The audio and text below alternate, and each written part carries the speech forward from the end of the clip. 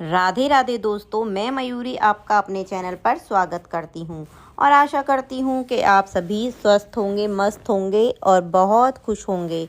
राधा रानी आप पर अपनी कृपा ऐसे ही बनाए रखे। एक बार की बात है, पार्वती भगवान शिव से पूछती है कि प्रभु, कल मेरी एक भक्त ने मुझे याद किया तो मैं उसकी विनती टाल नहीं सकी और रात्रि में उसके सपने में पहुंच गई। तो मेरी उस भक्त ने मुझसे 3 प्रश्न पूछे। तो मैंने उससे कहा कि मैं तुम्हें कल पुनः तुम्हारे सपने में आकर तुम्हारे तीनों प्रश्नों के उत्तर अवश्य दूंगी। प्रभु, जब से मेरी भक्त से मुझसे यह 3 प्रश्न पूछे हैं, तब से मेरा मन विचलित हो गया है। अतः आप मुझे उन तीनों प्रश्नों का उत्तर बताने की कृपा करें और मुझे संतुष्ट करें कि जिससे मैं अपने भक्त को 3 प्रश्नों के उत्तर दे सकूं। भगवान शिव कहते हैं कि हे पार्वती, ठीक है, तुम अपने तीनों प्रश्नों को मुझे बताओ, मैं तुम्हें उत्तर देने का प्रयास करूंगा। तो माता पार्वती कहती हैं कि हे प्रभु, मेरा पहला प्रश्न है कि कौन सी स्त्री के भाग्य में पुत्र नहीं होता। मेरा दूसरा प्रश्न है कि कौन सा गहना पहनने से स्त्री या पुरुष की दर्दनाक मौत होती है। और तीसरा प्रश्न है कि कौन सी स्त्री का कौन सा श्रृंगार उसे स्वर्ग में स्थान दिलाता है। भगवान शिव कहते हैं कि हे पार्वती, तुम्हारे तीनों प्रश्न बहुत ही महत्वपूर्ण हैं।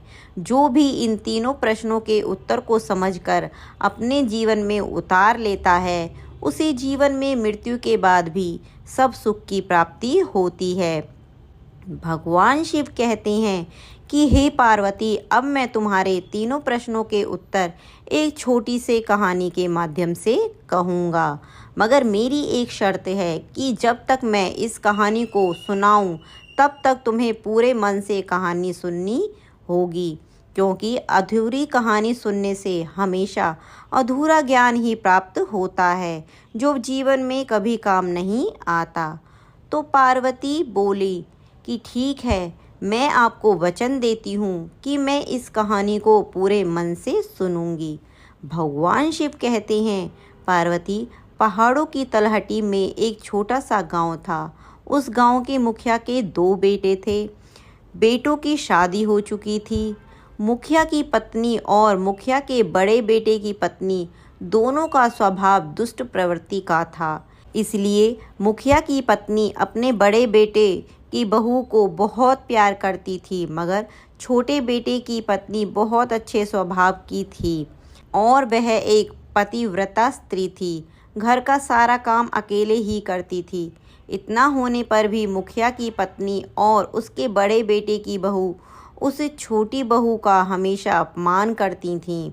भगवान शिव कहते हैं, पार्वती, मुखिया के बड़े बेटे की बहू का एक बेटा था। उधर छोटी बहू के पास एक बेटी थी।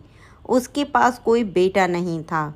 मुखिया की पत्नी और बड़ी बहू हमेशा छोटी बहू को पुत्र को लेकर ताना मारती रहती थी, मगर वह बेचारी क्या कर सकती थी। वह हमेशा सुनती रहती थी। भगवान शिव कहते हैं कि पार्वती, मुखिया की पत्नी बड़े ही दुष्ट स्वभाव की थी। उसके कुटिल स्वभाव से सभी घर वाले परेशान थे। वह अपनी सीधी सादी छोटी बहू को बहुत ज़्यादा ही परेशान करती थी। उसे सताने में मुखिया की बहू विशेष आनंद आता था। मुखिया के छोटे बेटे की बहू का नाम सुकन्या था। बेचारी सुकन्या सुबह सुबह जल्दी उठकर सब काम पर लग जाती थी और अर्धरात्रि होने पर कहीं जाकर बिस्तर में सोने को मिलता था।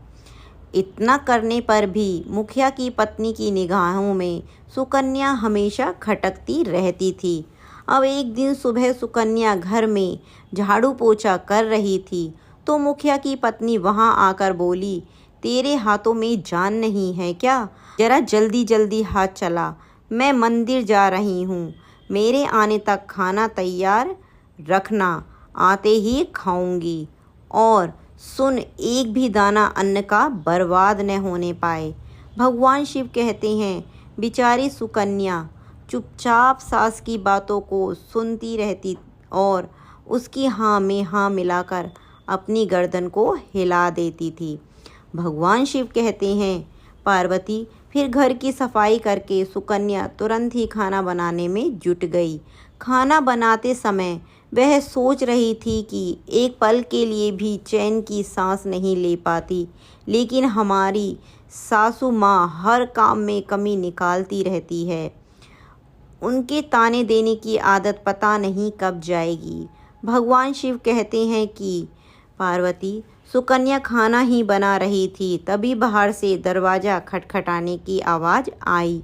तो सुकन्या ने सोचा अभी भोजन तैयार ही हुआ है, लगता है सासू माँ जल्दी लौट आई। फिर सुकन्या ने एकदम से दरवाज़ा खोला तो वहाँ एक सन्यासी खड़ा है। वह सन्यासी कहने लगा, बेटी तेरा सुहाग अमर रहे, बाबा को कुछ भोजन करा दे, मुझे बहुत भूख लग रही है। भगवान शिव कहते हैं, पार्वती सुकन्या बहुत ही सुशील और संस्कारी स्त्री थी। उसने सोचा कि साधु महाराज को भोजन करा दूं, पर यदि कहीं मेरी सास आ गई तो मेरी खैर नहीं। फिर कुछ देर सोच विचार करने के बाद में उसने सन्यासी को भोजन करने के लिए अंदर आने को कहा।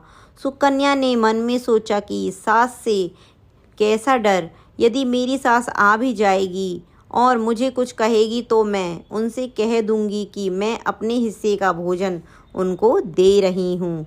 भगवान शिव कहते हैं कि पार्वती फिर ऐसा सोचकर वह सुकन्या साधु को भीतर ले आई और अतिथि धर्म का पालन करते हुए उस साधु को भोजन कराने लगी। अभी साधु भोजन कर ही रहा था कि सुकन्या की सास आ गई। साधु को घर के भीतर बैठा भोजन करता देखकर तो उसका पारा 7वें आसमान पर चढ़ गया और एकदम से सुकन्या से कहने लगी, यहाँ कोई भंडारा या लंगर नहीं चल रहा है। सुकन्या ने सास को रोकने की बहुत ही चेष्टा की, लेकिन उस दुष्ट स्त्री ने सन्यासी को धक्के मारकर उसके घर से निकाल दिया, उसका खाना उठाकर फेंक दिया। अब उसका क्रोध सुकन्या पर टूटा और कहने लगी कि मैंने तुझे कहा था कि अन्न का एक भी दाना बर्बाद मत करना, लेकिन तूने यह क्या किया? तूने इस महात्मा को इतना सारा अन्न खाने को दे दिया। भगवान शिव कहते हैं कि पार्वती सुकन्या डरते डरते बोली, माँ जी मैंने तो उसे अपने हिस्से का भोजन दिया था, इसमें इतना भला बुरा कहने की क्या बात है। अतिथि तो भगवान का स्वरूप होता है। अतिथि धर्म का पालन तो घर गृहस्थी में करना चाहिए। इस प्रकार काफ़ी देर तक सास बहू में तकरार चलती रही। अंत में उस कुटिल सास ने सुकन्या को भी धक्के मारकर घर से बाहर निकाल दिया। अब वह बेचारी रोती बिलखती हुई दरवाज़ा पीटती रह गई, लेकिन उसकी साथ पत्थर जैसी बन गई। उसका दिल नहीं पसीजा। सुकन्या के पास एक ही रास्ता बचा था कि वह अपने घर लौट जाए। भगवान शिव कहते हैं, पार्वती इस प्रकार सुकन्या दुखी होकर अपने मायके के लिए निकल गई। बीच में घना जंगल पड़ता था। सुकन्या भूख प्यास से तड़पती हुई अपने मायके के लिए चली जा रही थी। तभी अचानक जोरों से बादल गरजे और मूसलाधार बारिश हो गई। भगवान शिव कहते हैं कि पार्वती वर्षा से बचने के लिए सुकन्या ने एक पेड़ की शरण ली, लेकिन वर्षा का बेग इतना तीव्र था कि बचना मुश्किल हो गया।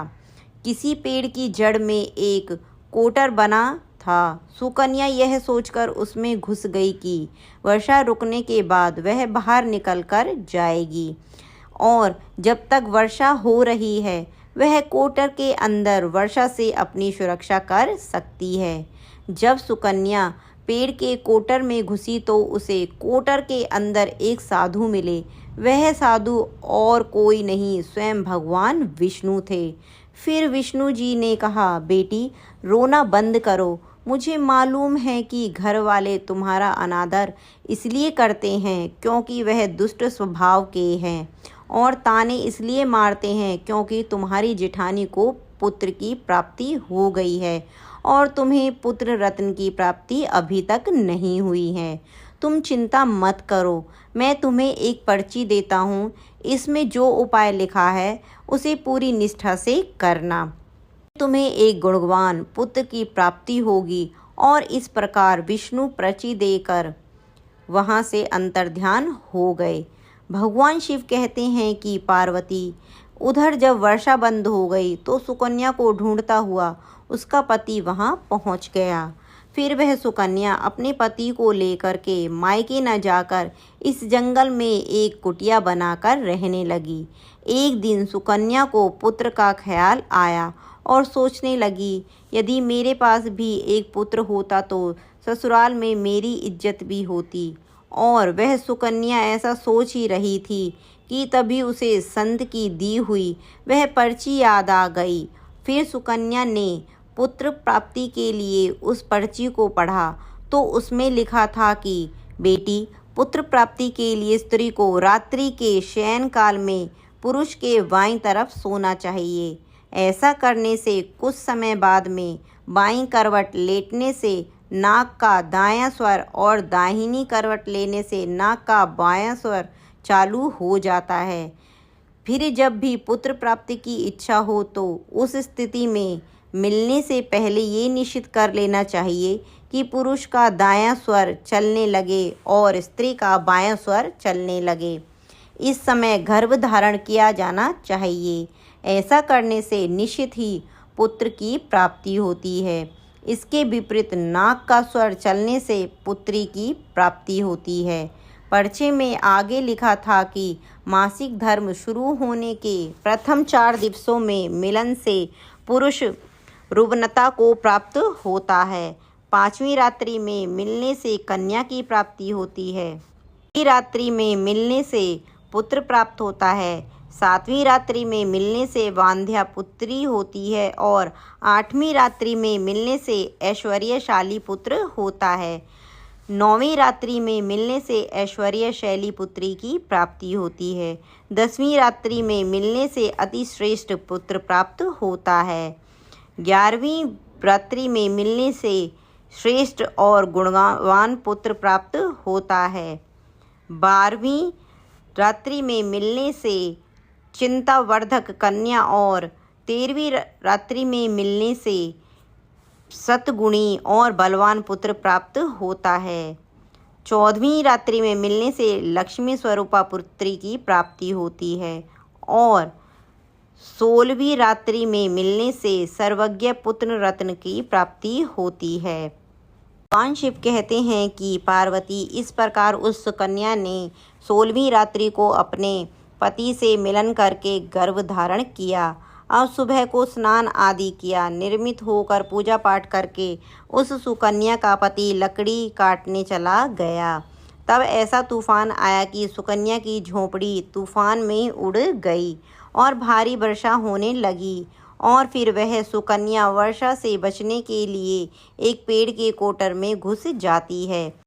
यह वही पेड़ था जिसमें पहले भी सुकन्या वर्षा से बचने के लिए छुप गई थी और सुकन्या ने पेड़ के ऊपर अपना पता लिख दिया था ताकि जब उसका पति वापस आए तो पेड़ पर लिखा हुआ पता पढ़कर इस कोटर के पास आ जाए। भगवान शिव कहते हैं कि उधर वह सुकन्या जिस कोटर में जाकर छुपती है वो कोटर एक पेड़ की जड़ में बना हुआ था। उस पेड़ के ऊपर 2 राक्षसियों का निवास था। इधर तो सुकन्या वर्षा से बचने के लिए कोटर में छुपी हुई थी, उधर वह दोनों राक्षसी वर्षा से होकर पेड़ की तरफ भागी आ रही थीं। जिस पेड़ पर आकर एक राक्षसी कहने लगी, अब तो चला भी नहीं जा रहा, वरना मन तो कर रहा है कि सोना टापू पर चली जाऊं। तो दूसरी राक्षसी बोली, इसमें क्या बड़ी बात है, यह पेड़ हमें अभी उड़ाकर वहीं पहुंचा देगा जहां पर सोना का टापू है। ऐसा कहकर वह दोनों राक्षसी पेड़ की डाल पर बैठ गईं और पेड़ एकदम से उड़ने लगा। उधर सुकन्या कोटर में छुपी हुई थी। कोटर में घुसते ही सुकन्या को नींद आ गई। पेड़ के उड़ने से लगने वाले धक्कों से सुकन्या की नींद खुल गई और पेड़ को उड़ता देख वह सुकन्या एकदम से घबरा गई। फिर जब सुकन्या ने बाहर झांक कर देखा तो पेड़ की डाल पर 2 राक्षसी बैठी थीं। अतः सुकन्या ने फिर से परिस्थितियों के साथ समझौता कर लिया और सोचा कि अब जो होगा अच्छा ही होगा। और फिर कुछ देर की उड़ान के बाद वह पेड़ एक सोना टापू पर पहुंचकर मर गया। उधर दोनों राक्षसियों को भूख लग रही थी। वह दोनों राक्षसी शिकार की तलाश में निकल गईं। भगवान शिव कहते हैं कि पार्वती उन दोनों राक्षसियों के बाहर जाने के बाद वह सुकन्या कोटर से बाहर निकली और उसने चैन की सांस ली। अब जैसे ही सुकन्या ने सोना टापू पर फैली रेत को देखा, एकदम से अचंभे में पड़ गई। रेत तो चमचमा रही थी और फिर जैसे ही सुकन्या ने रेत को अपने हाथों में उठाया, एकदम से चिल्लाने लगी, अरे यह तो सोने का रेत है। और फिर सुकन्या ने अपनी धोती के आंचल में जितनी रेत रख सकती थी उसने बांध ली और फिर पुनः आकर चुपचाप इस कोटर में घुस गई। भगवान शिव कहते हैं कि पार्वती इधर तो सुकन्या का कोटर में पुनः वापस जाना हुआ, उधर दोनों राक्षसियां पेड़ पर वापस आ गईं और आपस में कहने लगी, आज तो भर पेट खाना खाकर पूरी तृप्ति हो गई। अब चलो वापस लौट जाते हैं हम जहाँ से आए थे। और फिर उसी प्रकार थोड़ी देर में वह पेड़ उड़कर उसी स्थान पर पहुँच गया जहाँ से वह उड़कर गया था। सुकन्या तब तक उस कोटर में छुपी रहीं। तब तक वह राक्षसियाँ किसी कारणवश पेड़ के बाहर नहीं निकली और जैसे ही दोनों राक्षसी उस पेड़ के बाहर गईं, वैसे ही सुकन्या सोने की रेत लेकर उस कोटर से बाहर आ गई और मन में सोचने लगी, इतना सारा सोना देखकर तो मेरी सासू माँ खुश हो जाएगी और मैं अब अपनी ससुराल में वापस जाऊंगी। अपनी सासू माँ को इतना सारा सोना दूंगी, फिर वह मुझसे कभी भी नफरत नहीं करेगी, हमेशा के लिए प्यार करने लगेगी। उधर तो सुकन्या ऐसा सोच रही थी। उधर सुकन्या का पति सुकन्या को ढूंढता हुआ कोटर की तरफ आ जाता है और फिर वह सुकन्या अपने पति को सारी बात बताती है और अपने पति को लेकर अपने घर के द्वार पर पहुंच जाती है। घर जाकर सुकन्या अपनी सासू माँ से कहती है कि देखो सासू माँ, मैं आपके लिए क्या लाई हूँ। फिर ऐसा कहते हुए सुकन्या घर के भीतर प्रवेश करती है और सारा सोना अपनी सासू माँ को दे देती है। इस तरह ये सोना प्राप्त हुआ, ये सारी घटना अपनी सासू माँ को बता देती है। भगवान शिव कहते हैं कि पार्वती सोना लेने के बाद सुकन्या की सास एकदम से क्रोधित होकर बोली कि तूने बहुत कम सोना लेकर आई है, तुझे वहाँ पर जितना भी सोना था सारा सोना लेकर आना चाहिए था। फिर अपनी सास की बात सुनकर के वह सुकन्या कहती है, माँ जी हमारी 3-4 पीढ़ियों के लिए इतना सोना काफ़ी है। तो सास कहने लगी, अरे मूर्ख, सोना भी कभी काफ़ी होता है, जितना हो उतना ही कम है। अब देख मैं जाऊंगी, फिर देखना कितना सोना बटोर कर लाती हूँ। सुकन्या ने अपनी सास को बहुत समझाया पर उस लालची दुष्ट स्त्री की समझ में एक बात नहीं आई। उसने सुकन्या की एक भी बात नहीं सुनी, जाकर उस पेड़ की कोटर में बैठ गई। उधर वह राक्षसियाँ जैसे ही पेड़ पर आईं तो एकदम से पेड़ हिलने लगा। इधर पेड़ उड़ता हुआ जा रहा था, उधर वह सुकन्या की सास मन ही मन में बहुत खुश हो रही थी। आज तो मैं बहुत सारा सोना बटोर कर लेके आऊँगी। इधर तो सुकन्या की सास अपने मन में खुशियाँ मना रही थी। उसी समय एक राक्षसी कहने लगी, चलो आज स्वर्णद्वीप न चलें, आज मत्स्य द्वीप पर चलते हैं, आज मछलियाँ खाने का बहुत मन हो रहा है। और फिर जैसे ही राक्षसियाँ मछली खाने का मन बनाया, वैसे ही पेड़ मत्स्य द्वीप की तरफ उड़ चला। भगवान शिव पार्वती से कहते हैं कि इस प्रकार राक्षसियों की बात सुनकर कोटर में बैठी लालची स्त्री स्वयं पर संयम ना रख सकी और एकदम से बोल पड़ी, अरे तुम सोना टापू क्यों नहीं जा रही हो? मत्स्य द्वीप मत जाओ, सोना टापू पर चलो। अब जैसे ही उस लालची स्त्री ने इतनी आवाज़ दी कि राक्षसियाँ समझ गई कि इस पेड़ की कोटर में कोई छिपा है और उन्होंने एकदम से जैसे ही कोटर में प्रवेश किया, फिर जैसे ही दोनों राक्षसियों ने उस लालची स्त्री को देखा तो एकदम से उठाकर उसे पेड़ के नीचे फेंक दिया। धरती पर गिरते ही उसके प्राण पखेरु उड़ गए। जब ये सूचना मुखिया को मिलती है उसकी पत्नी मर चुकी है, तो मुखिया एकदम से अपने छोटे बेटे की बहू यानी सुकन्या के पास जाता है और उससे कहता है, बेटी मैं तो इसे पहले से ही समझाता था कि तू ऐसा काम मत कर, लालच नहीं करना चाहिए और बहुएं बेटी की तरह होती हैं, उनको प्यार देना चाहिए। मगर मैं क्या करूं, उसने मेरी एक बात नहीं मानी और उसे उसके कर्मों का फल आज मिल गया। उधर सुकन्या पति के साथ में सुखपूर्वक जीवन यापन करने लगी। फिर समय पूर्ण होने के बाद सुकन्या को एक बहुत ही गुणवान पुत्र की प्राप्ति हुई। अपने गोद में अपने पुत्र को खेलते हुए देखकर सुकन्या की खुशी का ठिकाना नहीं रहा और वह विष्णु और लक्ष्मी जी का तहे दिल से धन्यवाद करने लगी। उधर सेठ जी के बड़े बेटे की बहू, जो हमेशा सुकन्या को पुत्र को लेकर ताने मारती रहती थी, उसके दिन गरीबी में गुजरने लगे। जब सुकन्या को पुत्र की प्राप्ति हो गई और उसे धन भी प्राप्त हो गया, सेठ की बड़ी बहू ने जाकर सुकन्या के आगे हाथ जोड़कर अपनी गलती की माफ़ी मांगी। सुकन्या एक बहुत ही पतिव्रता और दयावान स्त्री थी, बहुत ही मधुर संबंधों वाली स्त्री थी, इसलिए वह अपनी जेठानी को माफ़ कर देती है और जो भी सोना वह लेकर आई थी उसमें से आधा सोना वह अपनी जेठानी को भी दे देती है। और इस प्रकार मुखिया अपनी छोटी बहू की बहुत प्रशंसा करता है। पूरा परिवार बड़े ही प्यार से जीवन यापन करने लगता है। भगवान शिव कहता है, इस प्रकार जब समय धीरे धीरे सुखपूर्वक व्यतीत होने लगा तो बड़ी बहू के जो पुत्र हुआ था वह अवगुणी था, इसलिए उसे सारा सोना अवगुणों में बर्बाद कर दिया। उधर सुकन्या का जो पुत्र हुआ था वह बहुत ही गुणवान था।